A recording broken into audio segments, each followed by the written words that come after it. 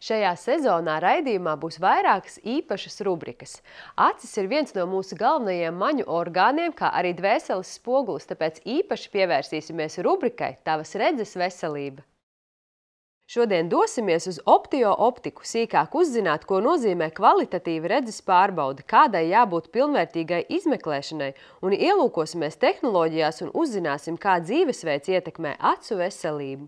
Optometrists ir primārais redzes aprūpes speciālists. Tas ir speciālists, pie kura pirmā būtu jāvēršās, ja ir kādi jautājumi par redzi, kad neskaidru redzi, varbūt tīri profilaktiski ar vēlmi pārbaudīt. Jo optometrists būs tas, kurš, protams, piemeklēs vajadzīgās brilles, par ko visi zina, bet ne tikai, jo mēs novērtēsim arī acu darba spējas, izvērtēsim arī acu struktūru skrīningu veiksim, un, ja būs nepieciešams, tad jau teiksim, ka jādozās pie acu ārsta, ir jāmeklē vai jārastē kādas nopietnākas, varbūt acu saslimšanas. Pārbaudot redzi, ir ļoti svarīgi veikt šo rūpīgo izmeklēšanu, jo pirmkārt mums ir jānovērtē, kā mūsu acis redz, kā katrāds atsevišķi redz, kā viņas kopā spēj sadarboties, kāda šī acu fokusēšanas spēja, līdz ar to novērtēs optometrists, kā šīs darba spējas acis tiek galā ar jūsu vajadzīgo situāciju, pielāgoties jūsu vēlmēm un darba attālumiem.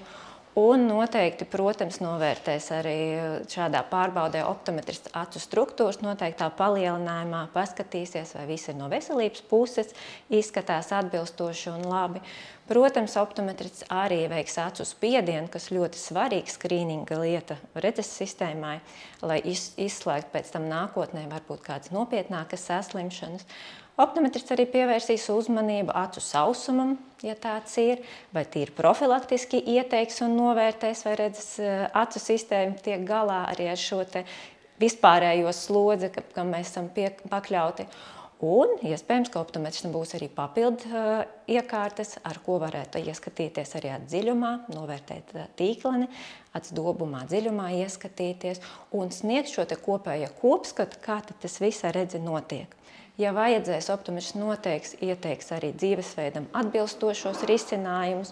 Tie būs vai nu briļu recepte, dažādi briļu veidi, varbūt tās ir atbilstošākās kontaktlēcas, noteikti acu pilieni, acu mitrināšanā, jā.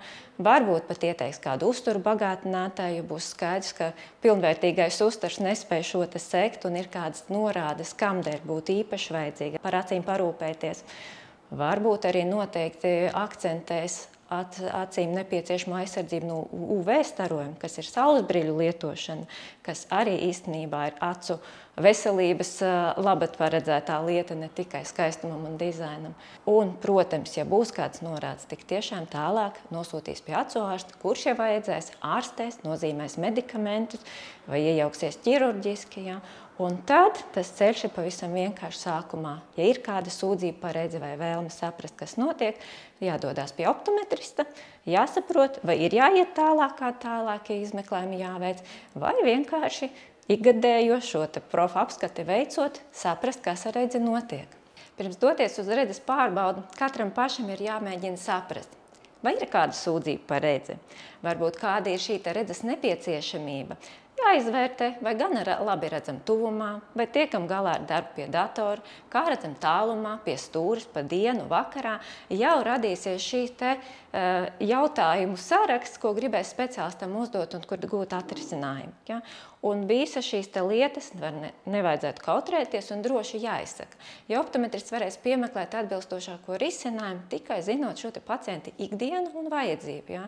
Un, optometrists šī misija viennozīmīgi būtu ar savu darbu atbildēt uz pacienta vēlmēm un vajadzībām un pielāgot viņa situāciju atbilstošo korekcijas līdzekli. Optometristiem šobrīd ir pieejams diezgan plašs palīgs instrumenta ziņā. Mums ir dažādas aprīkojums, kas palīdz mums gan novērtēt šo provizorisko stiprumu, kāds būs vajadzīgs, gan novērtēt acu struktūras. Mēs varam vairāk pievērst uzmanību acu sausumam, paskatīties, kāds tiek galā, lai novērtētu, kamdēļ ir sūdzības par acu sausumu, ja, jo arī tad pielāgot varbūt vajadzīgo pilienu.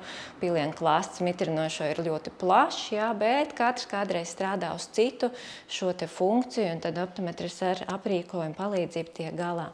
Noteikti no aprīkojuma lielisks un svarīgs optikā aparāts ir acu spiedienu mērītājs, kas arī varbūt ne visur pieejams, bet tas būtu tas, kas būtu optikā jāizdara.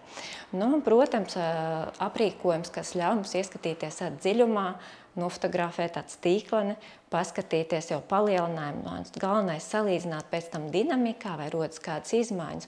Un tepat būtu ļoti svarīgi arī šo te pārbaudi veikt ik gadu, lai laicīgi var konstatēt, ja ir kādas izmaiņas un saprast, kad viņas ir radušās. Jo gadījumā, kad ierodās pārbaudi redzi 5 gados un ir kādas izmaiņas, tad mēs vairs nezinām, vai tas radies vakar vai jau pirms 4 gadiem.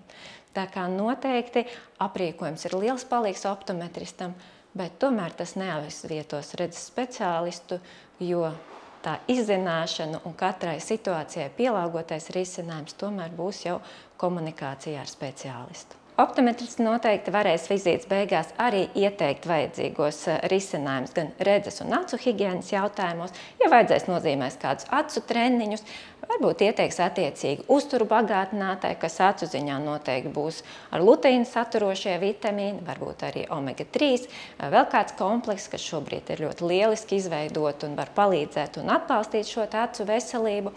Noteikti optometrists arī ieteiks šīs te vajadzīgās brilles, ieteiks pavadīt laiku arī ārā, jo tīri dienas gaisma dod mums šo acu attīstību pareizu un labu. Un, ja vajadzēs, sūtīs tālāk pie tālākiem speciālistiem, tālākai izmeklēšanai. Es noteikti novēlētu mūsu pacientiem rūpēties par savu redzi, un mēs noteikti te būsim jūsu komandā un palīdzēsim jums ar ieteikumiem. Un tad, lai mums visiem laba redze, jo redzi mēs uztveram ļoti, ļoti daudz no mūsu ikdienas.